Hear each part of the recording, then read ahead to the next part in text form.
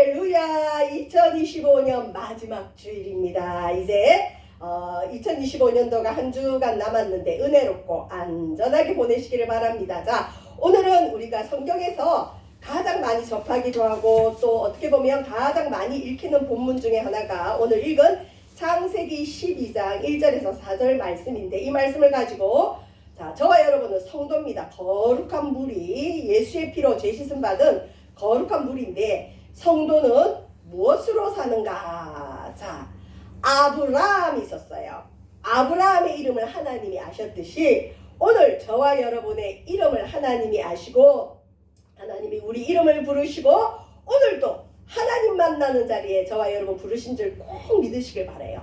하나님이 부르지 않으면 아무도 나오지 못합니다. 자, 아브라함은 메소포타미아, 지금 이라크 지역 정도 됩니다. 이 문명이 일어났던 지역, 갈대아 우르라는 문명의 중심지, 제일 화려한 곳이죠. 제일 발달된 이 도시에 살고 있었어요. 아버지와 형제들과. 자, 이 아버지 데라는 우상을 섬기는 사람이었어요. 갈대아 우르는 달의 신을 섬기고 있었는데, 어떤 학자들에 의하면 전에 말씀드린 것과 같이 데라는 이 우상을 만들어서 팔아서 그것으로 먹고 사는 사람이었는데, 자, 데라의 막내 아들 하란이 먼저 결혼을 하고 아이를 낳고 그리고는 부모보다 먼저 죽습니다. 자, 이럴 때 하나님이 어느 날 아브라함에게 와서 말씀을 주셔요. 아버지가 우상을 섬기니 당연히 자녀들도 달신을 섬겼을 거예요. 여호와 하나님을 몰랐을 거예요. 그러나 막연하게 노아 할아버지 홍수 이야기, 그 다음에 셈의 이야기, 예배하는 사람의 얘기, 가인과 아벨의 얘기, 제사 드리는 얘기는 들었을 거예요. 근데 어쨌든 우리 아버지는 달신에게 절하는 우상을 섬기는 사람이기 때문에 아브라함도 이 우상을 섬겼을 텐데, 우상을 섬기고 있는 아브라함에게 어느 날 하나님이 나타나셨어요. 이런 경우 있죠, 간혹. 그러니까 하나님이 택한 사람은 반드시 찾아가시는 걸 보게 되는데, 절에 불공 드리러 갔다가 부처님 상 앞에서 불경을 외우는 중에 예수님이 나타나셔서 예수님 믿는 사람도 있고 무슬림 중에도 그런 사람들이 있어요. 어쨌든 아브라함도 우상의 지역에 살고 우상을 만들어 파는 아버지 집에 살았는데, 하나님, 여호와 하나님이 아브라함아 하고 찾아오시는 거예요. 저와 여러분에게도 하나님 우리를 찾아오시고 우리의 이름을 불러주시고 우리에게 주신 말씀이 있기 때문에 이곳에 온 줄 믿습니다. 자, 나타나셔서 주님이 뭐라고 하시느냐? 너는 너의 고향과 친척과 아버지의 집을 떠나라. 여러분, 내가 익숙한 곳을 떠나는 거 쉽지 않아요. 고향 떠나기 쉽지 않아요. 친척, 아버지 집, 위급할 때 도울 수 있는 사람들이 가족이에요. 친척이에요. 근데 이걸 떠나라는 거예요. 그리고는 내가 내게 보여줄 땅, 어디라고 아직 말씀도 안 하시고 내가 너한테 앞으로 보여줄 건데 여호와 하나님이 보여줄 땅으로 가라. 어느 날 뜬금없이 하나님이 나타나시더니, 내가 아담의 하나님, 창조주 하나님, 노아의 하나님, 이스라엘의 하나님까지는 아니죠. 아직 이스라엘이 태어나기 전이니까. 자, 아브라함아, 너는 이곳을 떠나. 우상의 지역을 떠나. 여러분, 우상의 지역은 떠나야 돼. 내가 떠나야 돼요. 하나님은 우상의 영이 역사하는 곳에서는 절대 역사하지 않아요. 왜냐하면 그곳에서 잘못 역사했다가는 하나님이 하신 일을 우상이 해줬다 그러면서 우상에게 영광을 뺏기기 때문에, 성경에 보면 하나님은 절대 우상에게 영광을 뺏기지 않아요. 그렇기 때문에 분리시킵니다. 너는 우상의 지역을 떠나. 우상을 섬기던 너희 아버지를 떠나. 내가 내게 보여줄 새로운 땅으로 가라. 이제 그곳에서 주님이 새롭게 일하실 겁니다. 자, 하나님이 떠나서 가라 할 때는 하나님 계획이 있어요. 하나님은 계획을 보여주실 때도 있지만 또 안 보여주실 때도 있는데, 아브라함에게 계획을 보여주세요. 저와 여러분에게 하나님이 다 계획이 있어요. 우리가 사역리 첫 번째, 하나님은 당신을 사랑하시고 당신에게 놀라운 계획을 가지고 있습니다. 사역리 1계명이죠. 1절 영리죠. 자, 하나님이 우리에게 계획이 있듯이 아브라함에게 계획을 알렸습니다. 아브라함아, 내가 너로 큰 민족을 이루겠다. 근데 이 당시에 아브라함은 나이가 75세 전이죠. 하여튼 75세 정도인데 아이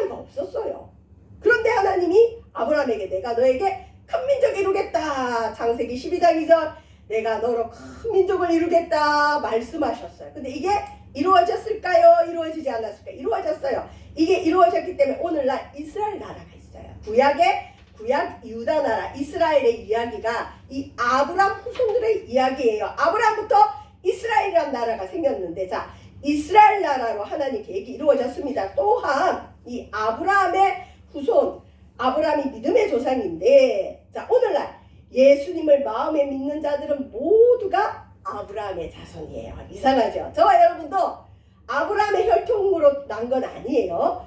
믿음으로 예수님을 받아들인 자는 모두 다 믿음의 조상인 아브라함의 후손입니다. 이게 저의 말이 아니고 갈라디아서, 신약 갈라디아서 3장 29절에 너희가 그리스도의 것이면 곧 아브라함의 자손이요.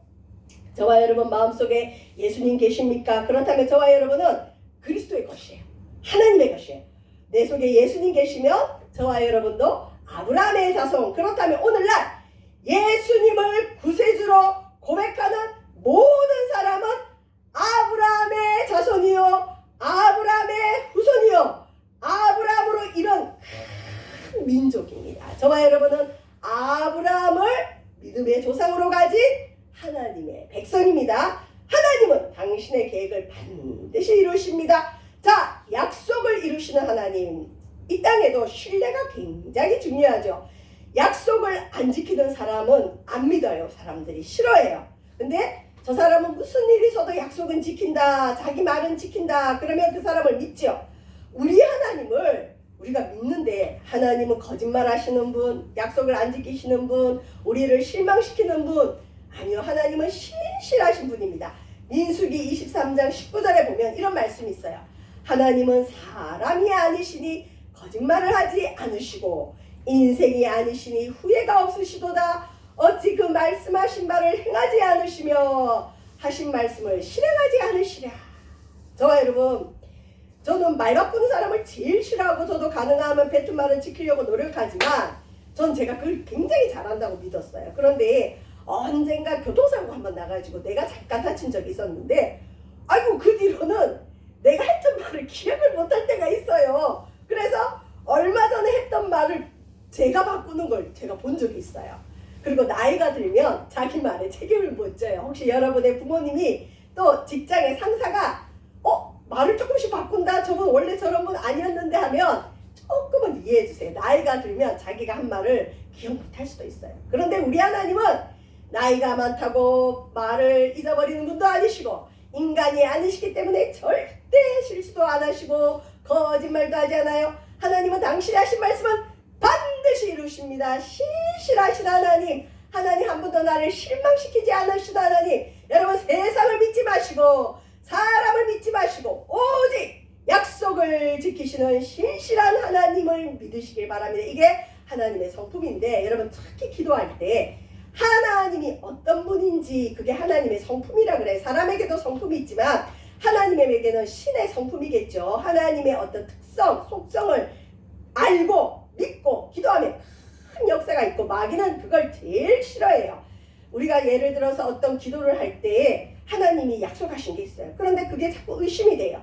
그런데 하나님은 사람이 아니시니 거짓말을 안 하신다. 인생이 아니시니 후회가 없으시다. 하나님은 말씀하신 걸 반드시 이루신다. 민수기 23장 19절 말씀을 암송하면서 하나님, 당신은 약속하신 걸 반드시 이루시는 하나님, 신실하신 하나님, 나에게 약속한 걸 이루소서 기도하면 마귀가 한 길로 왔다 7길로 떠나요. 그리고 아버지 하나님도 하나님의 성품 붙들고 기도한 제목은 반드시 응답하십니다. 예를 들면 우리 어릴 때 자녀들이 부모님이 이번에 성적이 얼마 올라가면 놀이공원 데리고 갈게 약속을 했어요. 그래서 아이가 점점 성적이 좋아졌어요. 그런데 부모님이 너무 바쁘고 환경이 여의치 않아서 놀이공원을 못 갈 것 같아서 살짝 말을 바꾸려고 할 때 자녀가 뭐라 그러죠?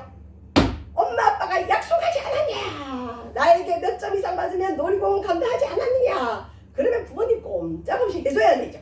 마찬가지로 우리가 기도할 때 애매모호하고 헷갈리고 뭔지 모를 때 성경 말씀을 딱 가지고 주 앞에 기도하면 여러분 반드시 주님은 응답하십니다. 하나님을 믿으시길 바랍니다. 하나님은 신실하십니다. 절대 하나님은 약속을 어기지 않으세요.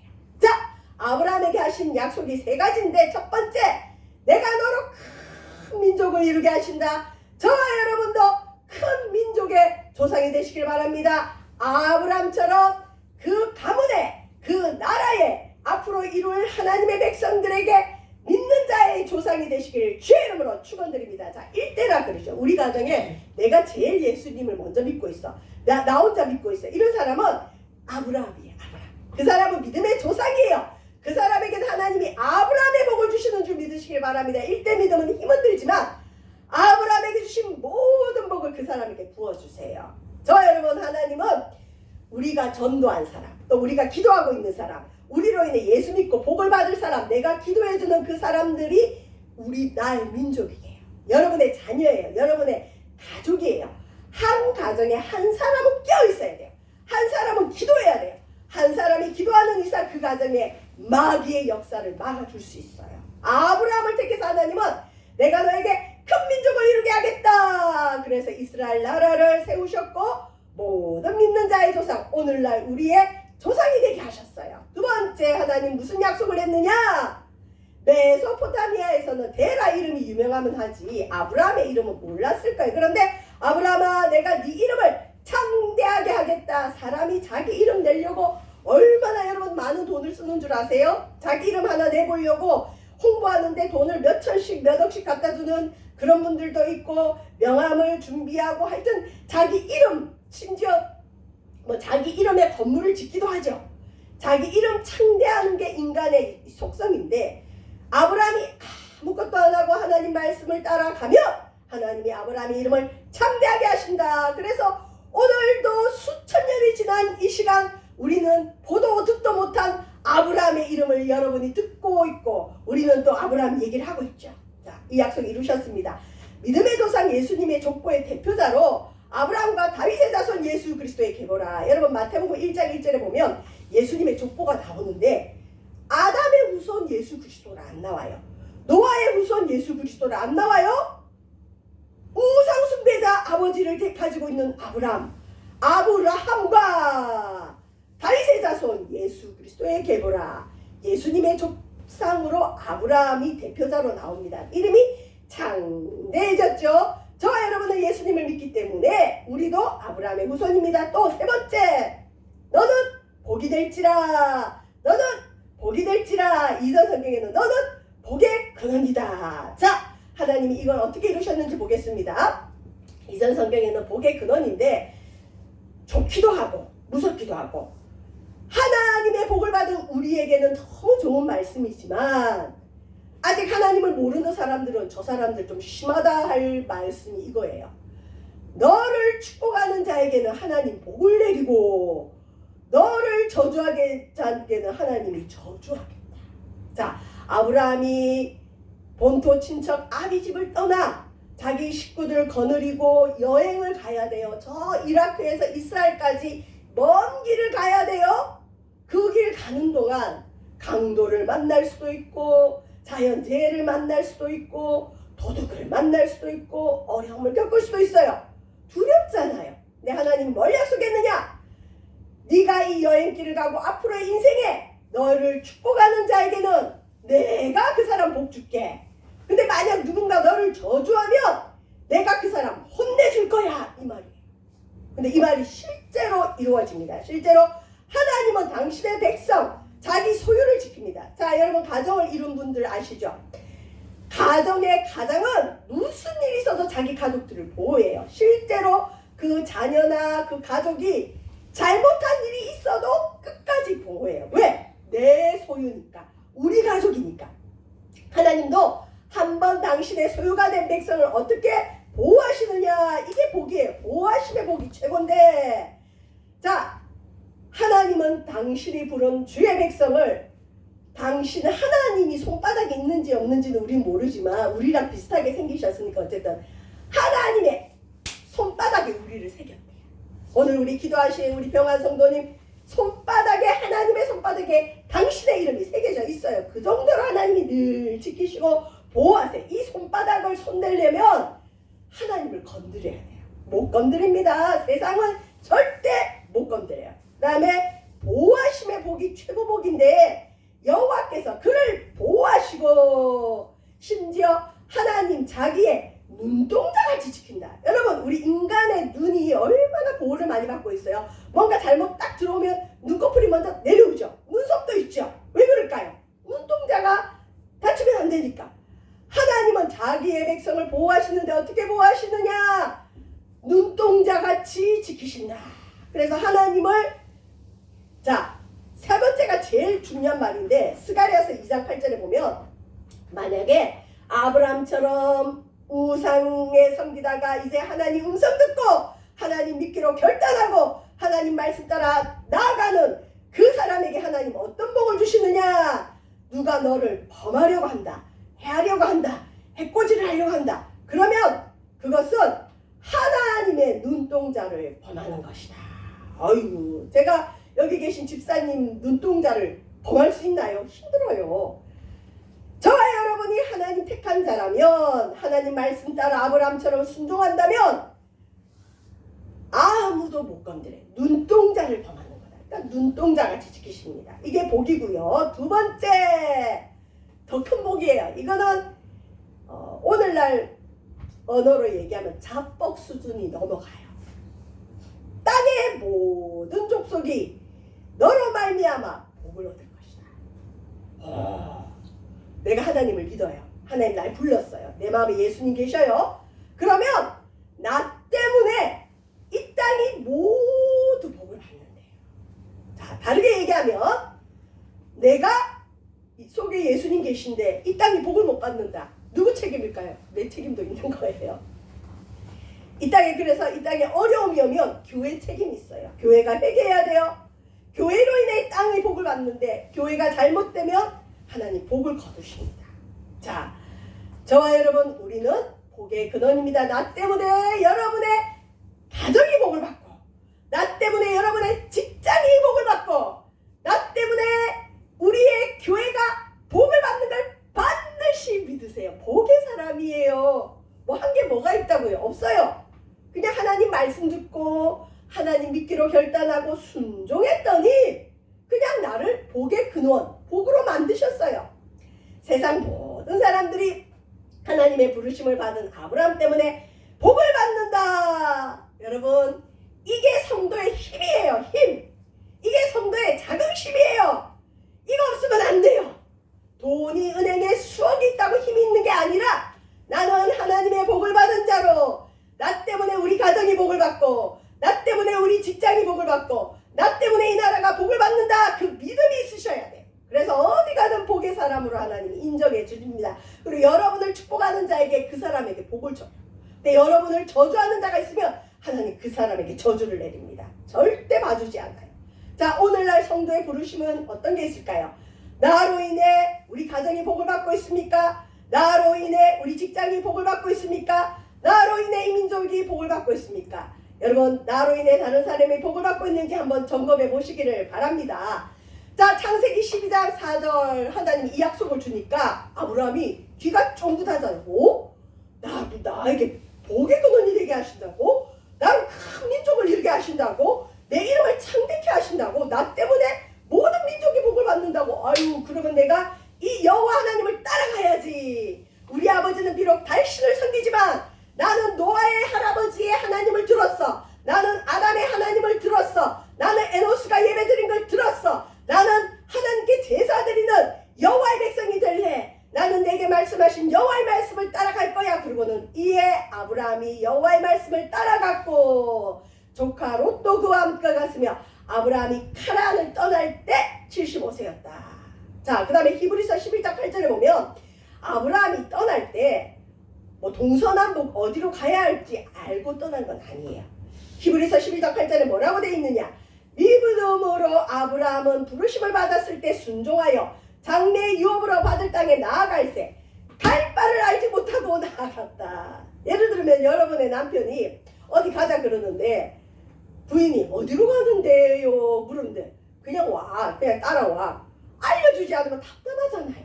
하나님이 그러는 거예요. 아브라함아 가자. 너의 아버지 집을 떠나라. 친척을 떠나라. 그리고 내가 원하는 곳으로 가자. 하나님 어디로 가는데요? 아직은 몰라. 그냥 나만 믿고 따라와. 그거예요. 아브라함 갔어. 이게 믿음이에요. 모르지만 가는 거예요. 결과를 모르지만 하나님은 좋으신 분. 사랑의 하나님. 갈 바를 알지 못하고 여호와 말씀 내게 말씀하신 그 말씀 믿고 가는 거예요. 자, 말씀 따라 가는 거예요. 아브라함은 하나님 부르심을 받았을 때 갈 바를 알지 못하고 갔으나 뭘 따라갔다고요? 내게 말씀하시는 하나님 말씀을 따라간다. 저와 여러분, 하나님이 우리에게 주신 말씀, 내 마음에 소원이 있다면 그 말씀 따라 가시길 바랍니다. 말씀 따라가는 것이 성도의 삶입니다. 자, 이제 말씀 마무리를 짓겠는데요. 톨스토이라고 들어보셨을 거예요. 세계적인 대문호인데 19세기 러시아의 소설가이자 시인인데 이 사람의 문학 속에는 기독교 사상이 좀 많이 들어가 있어요. 자, 이 사람이 쓴 책 중에 사람은 무엇으로 사는가? 여러분, 사람 뭘로 사는 것 같아요? 톨스토이는 결론을 이 책에서 뭐라고 해요? 사람은 사랑으로 산다. 뭐 이런 얘기인데, 자, 사람은 무엇으로 사는가 고민 좀 해봐야 돼요. 자, 오늘날 묻습니다. 저와 여러분은 거룩한 무리, 성도, 믿는 자인데 믿는 자는 무엇으로 살아야 될까요?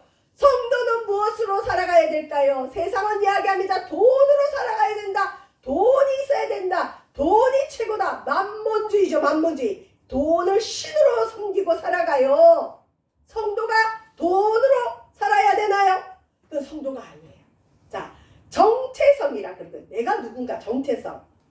미국에 성공 동기 부여가인 지글러 박사가 있었어요. 이 사람이 어느 날 뉴욕 지하도를 걷고 있는데 뉴욕 지하도에 험한 옷을 입은 거지가 연필을 1달러에 팔고 있는 거예요. 그래서 지글러 박사도 그 사람이 불쌍해 보였는지 1달러를 그냥 주고 연필은 받지 않고 그냥 지나가려고 하다가 다시 돌아와서 뭐라고 했냐면 내가 아까 1달러 줬으니 나에게 연필 주시오. 그랬더니 이 거지가 이 사람 나를 구걸한 게 아니구나 하고 연필을 줬어요. 그랬더니 지글러 박사가 뭐라 하느냐? 성공 동기 부여가잖아요. 뭐라고 하느냐? 당신은 거지가 아니에요. 당신은 구걸하는 사람이 아니에요. 당신은 나와 같은 비즈니스맨이에요. 당신은 연필을 판매하는 사업가입니다. 그랬어요. 우리 교회도 한 번씩 양말 팔러 오는 분들이 있어요. 그냥 와서 돈 달라고 땡깡 부리는 분이 있는데 그분 때문에 진짜 머리가 아프긴 아파요. 한 번 줬더니 끊임없이 달라 그러고 연세가 많으신 분인데 주민등록까지 보이면서 그냥 땡깡을 부리고 혼자만 오지 않고 또 사람들을 달고 와서 땡깡을 부리는데 성경에 보면 자식이 달라면 아비가 주지 않겠느냐 구하는 자에게 준다는 그 성경 말씀이 뭔지는 알 것 같아요. 그분이 양산에서 온다고 하는데 사실인지 아닌지는 모르겠어요. 근데 땡깡을 얼마나 잘 부르는지 몰라요. 그냥 목사님 이러면서 땡깡을 부리면 뭐라도 주게 돼 있어요. 나중에는 지갑을 안 갖고 올 때가 있잖아요. 그러면 진짜 없어요. 그러면 뭘 하냐면 그러면 라면이라도 주세요. 그러면 이제 라면 드시면 라면도 드리고 하는데 땡깡을 부리는데 그분은 어쨌든 그래요. 저와 여러분, 우리 하나님 내가 누구인가? 이 거지는 거지였잖아요. 그런데 지글러 박사가 당신은 거지가 아니다. 당신은 나와 같은 사업가다. 그래서 이 마인드를 바꾸기 시작했어요. 거지가 그래 나도 저 박사와 같은 사업가다. 그 마음을 먹고 그때부터 거지의 마음 나는 거지야. 그러니까 나는 그냥 이걸 구걸해서 살면 돼. 돈만 받으면 돼. 이게 아니라 나는 연필을 파는 판매 사업가다. 그 마음을 가지고 연필을 열심히 팔았더니 어떻게 됐을까요? 실제 사업가가 되고 부자가 됐대. 그리고는 지글러 박사에게 찾아와서 감사 인사를 드렸대. 박사님, 그때 당신이 나를 바꿔 놓으셨어요. 내가 누구인지 알려주셨어요. 당신이 나를 거지로 취급하지 않고 나를 사업가로 대우했기 때문에 내가 사업가가 됐습니다. 저와 여러분, 성도인데도 거지처럼 사는 사람이 많아요. 성도는 하나님 자녀예요. 하나님이 아버지예요. 우리는 왕의 자손들이에요. 왕자, 공주인데 왕국에 있는 모든 것이 우리 것인데 그걸 모르고 거지처럼 오늘날 우리가 살아갑니다. 자, 성도의 정체성은 뭘까요? 성도는 누굴까요? 이걸 절대 잊지 마시길 바랍니다. 영접하는 자, 곧 그 이름을 믿는 자들에게는 하나님 자녀가 되는 권세를 주셨습니다. 마음에 여러분 예수님이 계시다면 우리는 하나님의 자녀입니다. 또한 베드로전서 2장 9절에는 너희는 택하신 족속이여 이스라엘 백성이라는 거야. 아브라함의 후손 왕과 같은 제사장들이고 하나님의 소유된 백성이다. 하나님은 당신의 소유를 건드리면 가만 안 두세요. 눈동자와 같이 지키시고 손바닥에 새기십니다. 저와 여러분, 성도는 무엇으로 살아야 될지 말씀을 마무리하는데 무엇으로 살지는 뭘로 알 수 있냐? 내 정체성을 바로 해야 됩니다. 내가 누군가? 그냥 세상의 돈, 명예, 그 다음에 학벌, 채우지 못한 결핍을 향해 쫓아가는 인생은 불행해요. 나는 하나님의 자녀다. 가진 것 없어도 괜찮아요. 우리에겐 천국이 있어요. 또 하나님이 주실 거예요. 더 많이 주실 거예요. 못 주시는 게 못 주시지 안 주시는 게 아니에요. 우리가 준비되면 더 많이 주세요. 우리 교회도 믿음의 거부가 나오기를 바랍니다. 죄를 많이 하는 믿음의 사람들이 나오기를 바랍니다. 여러분, 입을 넓게 여십시오.